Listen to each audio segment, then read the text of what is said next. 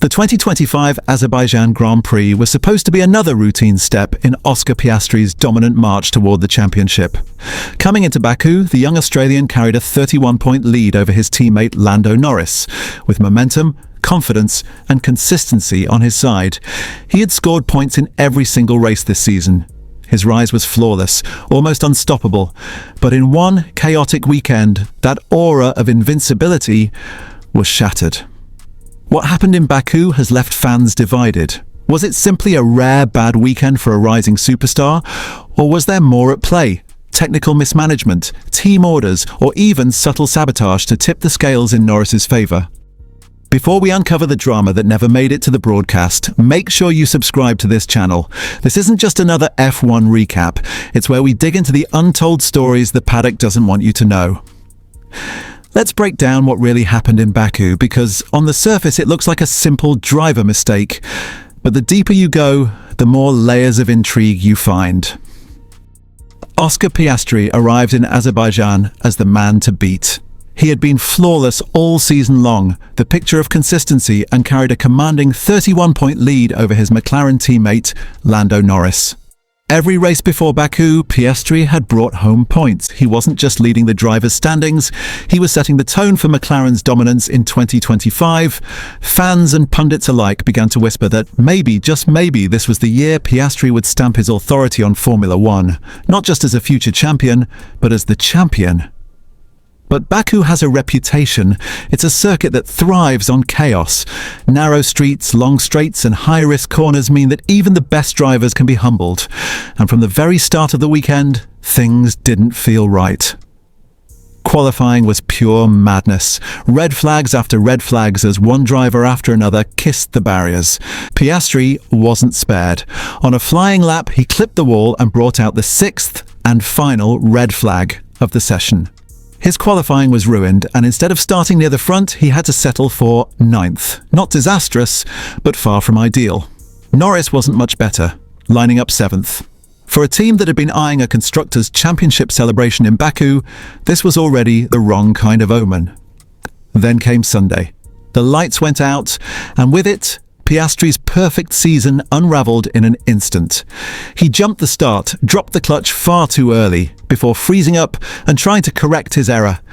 The car stalled, and suddenly, instead of charging toward the lead, Piastri was stranded, swallowed up by the pack. By turn one, he was fighting at the very back, completely exposed. And then, disaster struck. On cold tyres in dirty air, he misjudged his entry speed and slammed into the barriers. Just like that, the championship leader was out on lap one. The cameras caught the crash, but what they didn't capture was the shock that rippled across the paddock. A driver who had looked untouchable all season long had crumbled. In the aftermath, Piastri did something unusual. He immediately shouldered the blame. Not my finest moment, he admitted to Sky Sports. He called it a silly, simple error, and openly criticised himself for not anticipating the grip levels, not reading the dirty air correctly, and for overcommitting to the corner. Most drivers would look for excuses, a mechanical issue, a setup flaw, or bad luck.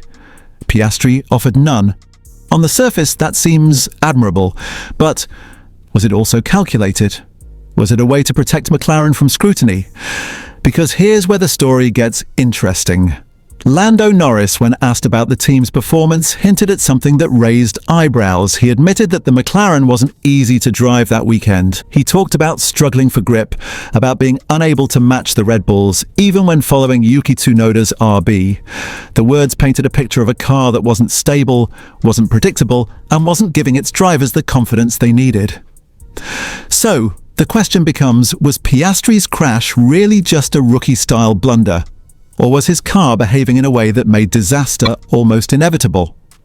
Fans online have speculated that McLaren's setup choices might not have favoured Piastri.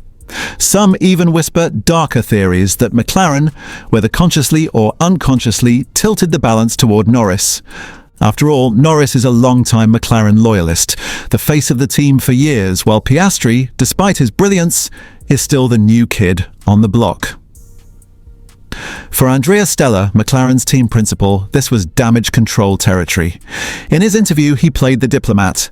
He insisted that weekends like this happen, that Piastri has been the most solid driver all season, and that this would just be a learning experience. Stella's tone was calm, measured. Too calm, some would argue, for a team that had just watched their golden opportunity slip away. Let's also not ignore the championship picture. Even after the crash, Piastri still leads with 324 points. Norris is 25 behind at 299. Verstappen, slowly clawing back into contention, sits at 255. That's the real danger for McLaren. If internal drama lets Verstappen creep back into the fight, their hard work could unravel. Remember, Verstappen thrives when others falter. So here's where speculation really kicks in. Was McLaren genuinely caught off guard by Baku's chaos, or were there deeper dynamics at play?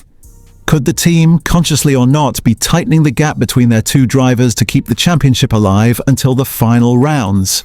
A dominant Piastri walking away with the title in October doesn't serve the narrative or the marketing the same way a nail-biting intra-team battle does. Sponsors, broadcasters, and even the team itself benefit from drama. And then there's the human element. Lando Norris has been the heart of McLaren for years.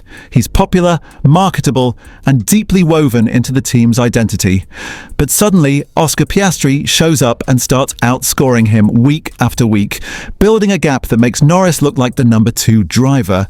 That's a tough pill to swallow, especially when Norris has fought so hard to establish himself as one of the sport's elites. In that context, a weekend like Baku feels almost convenient. Now, I'm not saying McLaren deliberately sabotaged Piastri. There's no evidence of that. But what I'm saying is this. Formula One has a long history of subtle favoritism, strategic decisions, and psychological games played behind the scenes. Setups can be nudged one way. Strategy calls can favor one driver over another. Even the smallest difference, a wing adjustment, a pit window choice, can swing the outcome. To dismiss fan speculation entirely would be naive. The bottom line is this. Baku has lit a fuse inside McLaren. Piastri's aura of invincibility is gone.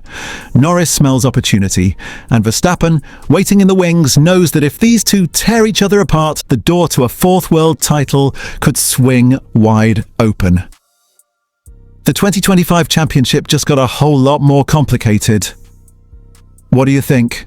Was this truly just an off day for Oscar Piastri, or is McLaren quietly shifting its weight toward Lando Norris?